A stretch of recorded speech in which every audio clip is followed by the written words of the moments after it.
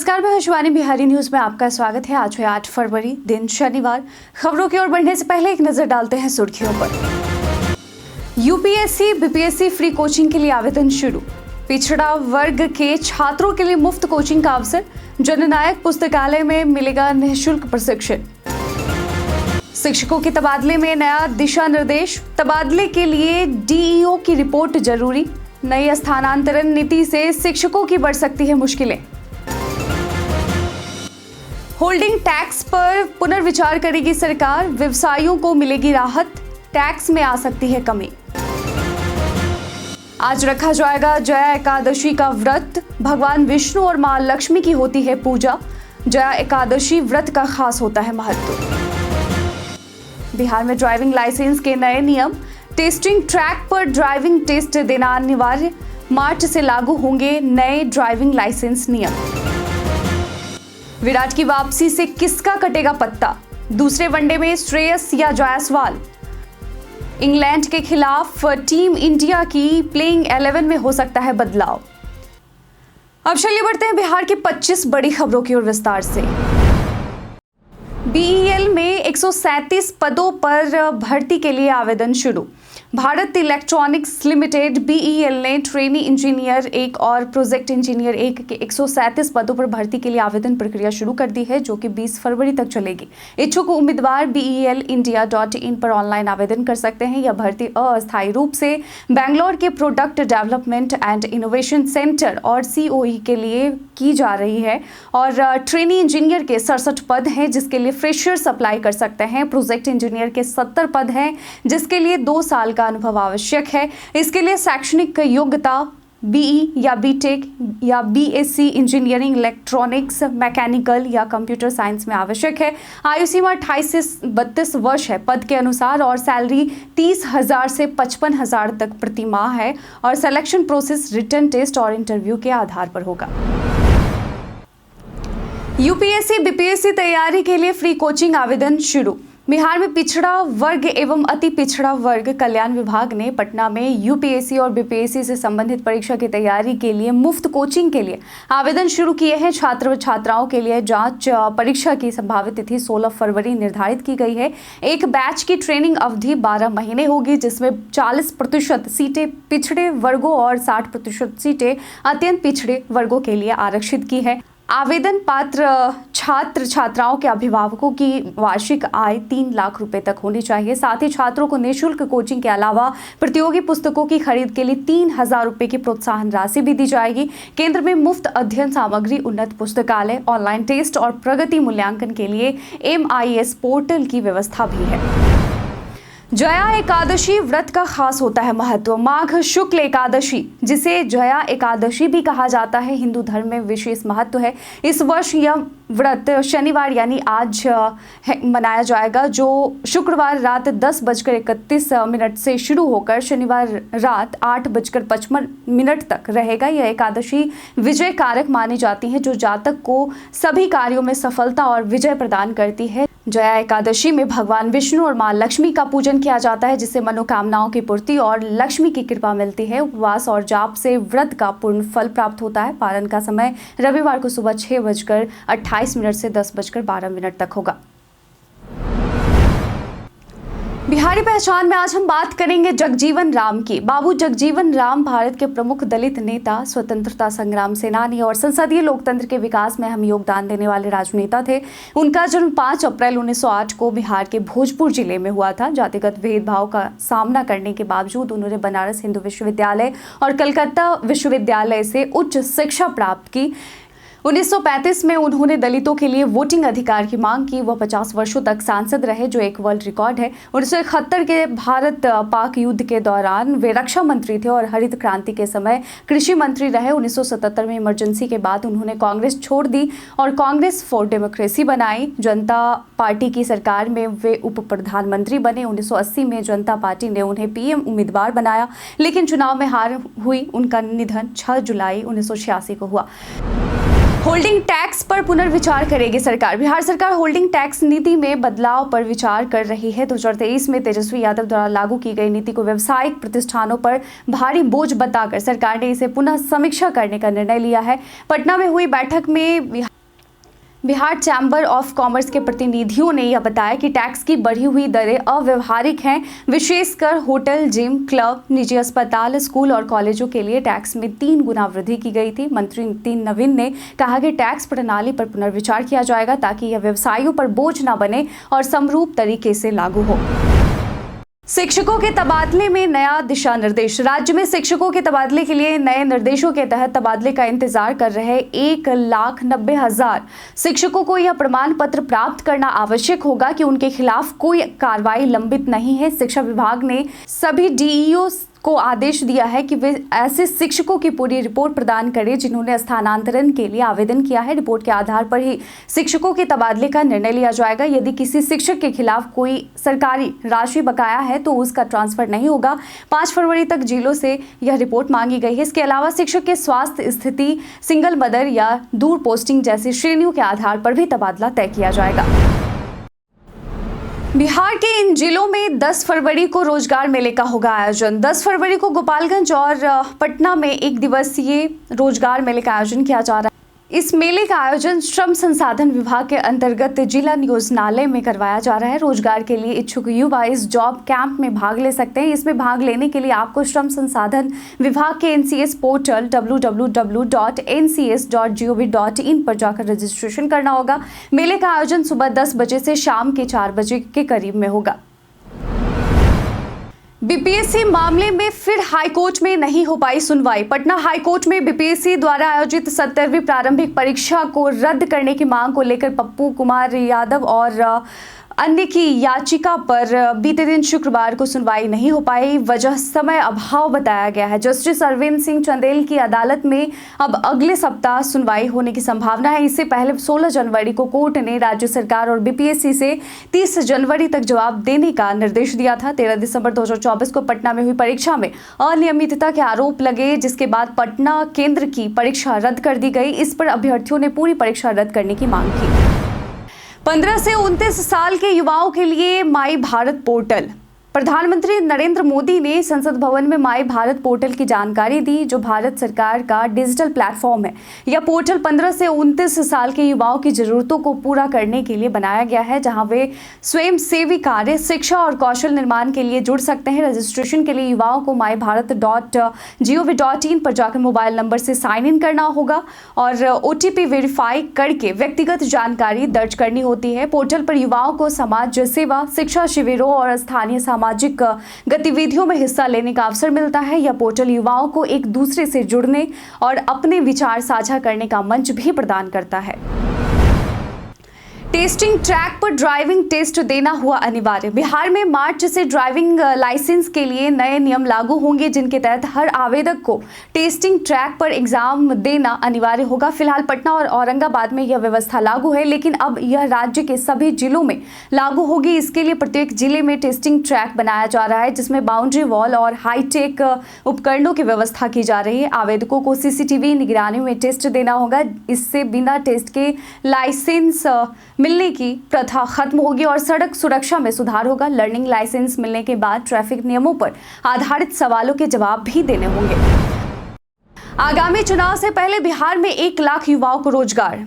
बिहार में आगामी चुनाव से पहले नीतीश सरकार ने 1 लाख और युवाओं को रोजगार देने का ऐलान किया है। श्रम संसाधन मंत्री संतोष कुमार सिंह ने अगले 6 माह में यह रोजगार मुहैया कराने का निर्देश दिया है। इस उद्देश्य के तहत 16 जनवरी 2025 से सभी जिलों में नियोजन सह व्यवसायिक मार्गदर्शन मेला 2024-25 का आयोजन किया जा रहा है। अब तक 50,000 से अधिक लोगों को रोजगार दिया जा चुका है। उप मुख्यमंत्री सम्राट चौधरी ने कहा कि चुनाव से पहले 12 लाख लोगों को रोजगार देने का लक्ष्य है, जिसमें 9 लाख लोग पहले ही जुड़ चुके हैं। हाल ही में 6,837 अभ्यर्थियों को नियुक्ति पत्र सौंपे गए थे। किसानों के लिए प्याज भंडारण योजना। बिहार सरकार के कृषि विभाग द्वारा प्याज भंडारण योजना किसानों के लिए एक शानदार अवसर लेकर आई है। इस योजना के तहत किसानों को प्याज भंडारण संरचना की स्थापना के लिए 75% सहायता अनुदान मिलेगा। इससे किसानों को अपनी उपज को ज्यादा समय तक भंडारित करने में मदद मिलेगी और उनका नुकसान कम होगा। इस योजना से किसान बाजार मूल्य के अनुसार अधिक मुनाफा कमा सकते हैं, जिससे उनकी आय में वृद्धि होगी। इस योजना का उद्देश्य किसानों की आर्थिक स्थिति को सुदृढ़ करना और प्याज की बिक्री में अधिक लाभ प्राप्त करना है। अधिक जानकारी के लिए किसान horticulture.bihar.gov.in पर जा सकते हैं। बिहार सरकार ने 8 आईपीएस अधिकारियों को दिया प्रमोशन। बिहार सरकार ने भारतीय पुलिस सेवा 2018 बैच के 8 अधिकारियों को प्रमोशन का तोहफा दिया है। इन अधिकारियों में लिपि सिंह, अमितेश कुमार, अशोक मिश्रा, किरण कुमार, गोरख जाधव, शैशव यादव, विद्यासागर, राजेश कुमार और अनंत कुमार राय शामिल हैं। इन अधिकारियों को जूनियर प्रशासनिक ग्रेड में प्रमोशन दिया गया है, जिसके तहत वेतनमान 78,800 से 2,92,100 तक होगा। और इस प्रमोशन के बाद अधिकारियों के कार्यक्षेत्र में कोई बदलाव नहीं होगा। साथ ही पुलिस महकमे में भी अन्य प्रमोशन और फेरबदल किए गए हैं। आज समझिए पैन कार्ड के 10 अंकों का मतलब। पैन कार्ड एक महत्वपूर्ण दस्तावेज है जो आयकर विभाग द्वारा जारी किया जाता है और वित्तीय पहचान के लिए जरूरी होता है। पैन कार्ड पर 10 अंकों की एक विशिष्ट संख्या होती है। पहले 3 अंक अल्फाबेटिक सीरीज होते हैं, जबकि चौथा अंक आपके स्टेटस को दर्शाता है, जैसे P इंडिविजुअल, C कंपनी। 5वां अंक व्यक्ति के अंतिम नाम के पहले अक्षर को बताता है और अगले 4 अंक सिक्वेंशियल डिजिट होते हैं, जैसे कि 001 से लेकर 9,999 तक। 10वां अंक अल्फाबेटिक चेक डिजिट होता है। पैन कार्ड का उपयोग बैंक अकाउंट, आयकर रिटर्न, स्टॉक मार्केट निवेश, GST पंजीकरण जैसे कार्यों में किया जाता है। कंक्रीट निर्माण में सावधानियों का पालन करना आवश्यक। कंक्रीट बनाते समय कुछ महत्वपूर्ण सावधानियां बरतनी चाहिए ताकि निर्माण मजबूत और टिकाऊ हो। सबसे पहले स्टील की छड़ों को कंक्रीट में सही तरीके से छुपाने के लिए कवर ब्लॉक और चेयर का उपयोग करें। कंक्रीट की ढलाई करते समय उसे अच्छे से सघन करने के लिए वाइब्रेटर या 16 मिमी छड़ का प्रयोग करें। ढलाई के बाद कंक्रीट को कम से कम 10 दिनों तक पानी से भिगो कर रखें ताकि यह पूरी तरह से मजबूत हो सके। कंक्रीट तैयार करते वक्त मिक्सर मशीन का उपयोग करना चाहिए और सीमेंट के एक बैग में 25 से 30 लीटर पानी मिलाना आवश्यक है। कंक्रीट का सही अनुपात 1-5-3, जैसे कि एक सीमेंट बालू के लिए 5 और गिट्टी के लिए 3 रखना चाहिए, जिससे स्थिरता और मजबूती सुनिश्चित होती है। खाली जमीन के सही उपयोग के लिए दिशा निर्देश जारी। राज्य में जिला परिषद की खाली जमीन का सही उपयोग नहीं होने के कारण पंचायती राज विभाग ने नए दिशा निर्देश जारी किए हैं। इन निर्देशों के तहत खाली जमीन पर मार्केट कॉम्प्लेक्स, विवाह भवन और बस स्टैंड जैसे निर्माण किए जा सकते हैं। विभाग ने सभी जिला परिषदों से प्रस्ताव मांगे हैं, लेकिन अभी तक प्रस्ताव नहीं आए हैं, जिससे अवैध कब्जा बढ़ने की संभावना है। राज्य के पास 29,354 एकड़ जमीन में से 8,582 एकड़ जमीन खाली है और खाली जमीन का व्यावसायिक उपयोग करने से जिला परिषदों की आंतरिक वित्तीय स्थिति मजबूत हो सकती है। उत्तर पछुआ हवाओं से ठंड का असर। बिहार में मौसम फिर करवट ले रहा है, जिससे ठंड में बढ़ोतरी देखी जा रही है। 8 फरवरी से अगले सप्ताह तक मौसम शुष्क रहेगा और दिन में धूप खिलेगी, लेकिन उत्तर पछुआ हवाओं के कारण गर्मी महसूस नहीं होगी। मौसम विभाग के अनुसार न्यूनतम तापमान में 3 से 5 डिग्री की गिरावट हो सकती है। खासकर 8-9 फरवरी को ठंड अधिक महसूस होगी। बीते दिन 32 शहरों में अधिकतम तापमान में गिरावट दर्ज की गई, जबकि 12 शहरों में न्यूनतम तापमान घटा। पटना, किशनगंज, पूर्णिया सहित कुछ जिलों में हल्के कोहरे की संभावना दिखी और उत्तर पश्चिमी हवाओं के कारण सुबह शाम ठंड का असर रहेगा। बिहार में फार्मासिस्टों की स्थिति पर जांच की मांग। पटना हाईकोर्ट में राज्य में फार्मासिस्टों की कमी को लेकर acting chief justice Ashutosh Kumar की खंडपीठ इस जनहित याचिका पर सुनवाई कर रही है। याचिकाकर्ता मुकेश कुमार ने बताया कि राज्य में 10,000 अस्पतालों के लिए सिर्फ 600 फार्मासिस्ट हैं। इसके परिणाम स्वरूप अनधिकृत नर्स और क्लर्क दवाइयां दे रहे हैं, जिससे स्वास्थ्य पर खतरा हो रहा है। कोर्ट ने बिहार स्टेट फार्मेसी काउंसिल को पार्टी बनाने का निर्देश दिया है और याचिकाकर्ता ने कार्य प्रणाली की जांच के लिए कमेटी गठित करने की मांग भी की है। अब अगली सुनवाई 14 फरवरी 2025 को होगी। क्या बुराड़ी देवली में खाता खोल पाएंगे नीतीश चिराग? दिल्ली विधानसभा चुनाव के लिए 5 फरवरी को मतदान संपन्न हुआ। इस बार यहां नीतीश कुमार और चिराग पासवान के गठबंधन की प्रतिष्ठा दांव पर है। जदयू के शैलेंद्र कुमार बुराड़ी सीट पर आप के संजीव झा से मुकाबला कर रहे हैं, जहां पूर्वांचल मतदाता निर्णायक हैं। वहीं चिराग पासवान की पार्टी LJPR देवली सीट से दीपक तंवर को मैदान में उतारी है, जो आपके प्रेम चौहान से भिड़े हैं। दोनों सीटों पर आपका दबदबा रहा है, लेकिन जदयू और LJPR का दावा है कि NDA उम्मीदवार जीतेंगे। अब आज मतगणना होना है, ऐसे में यह स्पष्ट होगा कि नीतीश और चिराग दिल्ली में अपना खाता खोल पाते हैं या नहीं। अब 17 फरवरी को होगी लैंड फॉर जॉब मामले की अगली सुनवाई। दिल्ली के राउज एवेन्यू कोर्ट में लैंड फॉर जॉब मामले की सुनवाई अब 17 फरवरी को होगी। इस सुनवाई में 2 पूर्व अधिकारियों के खिलाफ केस चलाने की अनुमति पर फैसला होना था, जिनमें एक पूर्व आईएएस अधिकारी आर.के. महाजन भी शामिल है। महाजन लालू के रेल मंत्री रहते रेलवे बोर्ड में कार्यरत थे। इस मामले में लालू परिवार के 5 सदस्य आरोपी हैं, जिनमें लालू प्रसाद यादव, राबड़ी देवी, तेजस्वी यादव, मीसा भारती और हेमा यादव शामिल हैं। सभी आरोपियों को पिछली सुनवाई में जमानत मिल गई थी। ललन सिंह ने पीएम मोदी को भेंट की किताब, जानिए क्या है इसमें खास।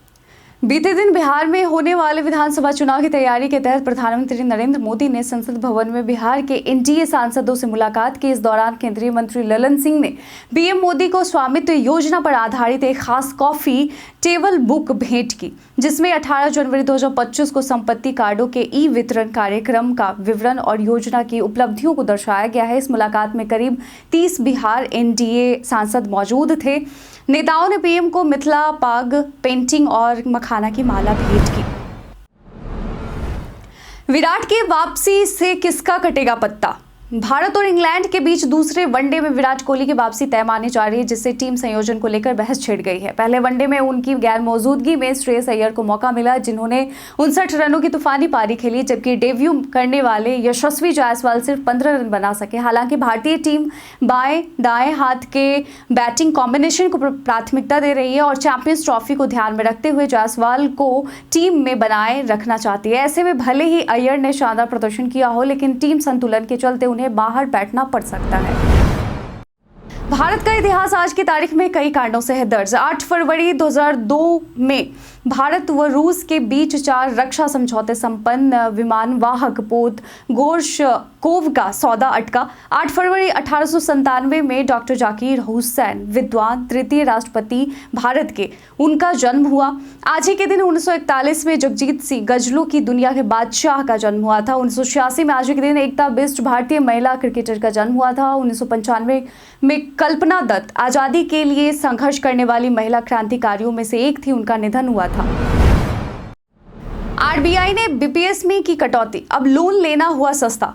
भारतीय रिजर्व बैंक ने ब्याज दरों में 25 आधार अंकों की कटौती की घोषणा की है, जिससे मध्यम वर्ग के लिए ईएमआई का बोझ कम होगा। अब होम लोन, ऑटो लोन और पर्सनल लोन सस्ते होंगे। आरबीआई ने रेपो रेट को 6.25% कर दिया है, जो पिछले 5 सालों में पहली बार किया गया बदलाव है। उदाहरण के तौर पर 50 लाख रुपए के होम लोन पर 8.5% ब्याज दर से ईएमआई 43,059 रुपए थी, अब यह 42,452 रुपए होगी, जिससे हर महीने 607 रुपए की बचत होगी। इसी तरह पर्सनल लोन और कार लोन की ईएमआई में भी कमी होगी।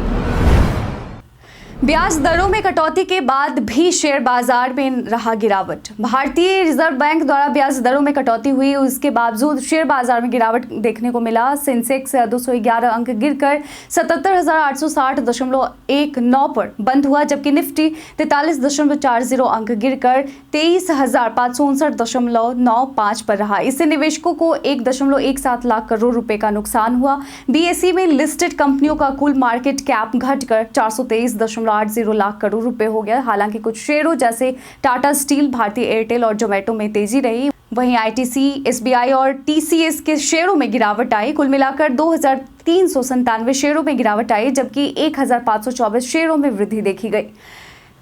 हम प्रतिदिन आपसे 5 ऐसे जरूरी सवाल और उसके जवाब पूछते हैं, जो कि बीपीएससी, बिहार पुलिस दारोगा समेत एसएससी जैसे अन्य प्रतियोगी परीक्षाओं में काम आएंगे। सवाल इतिहास, बिहार स्पेशल, विज्ञान, करंट अफेयर्स और भूगोल से रहेंगे। पूछे गए 5 सवाल में आपने कितना सही उत्तर दिया है, यह हमें कमेंट कर जरूर बताएं।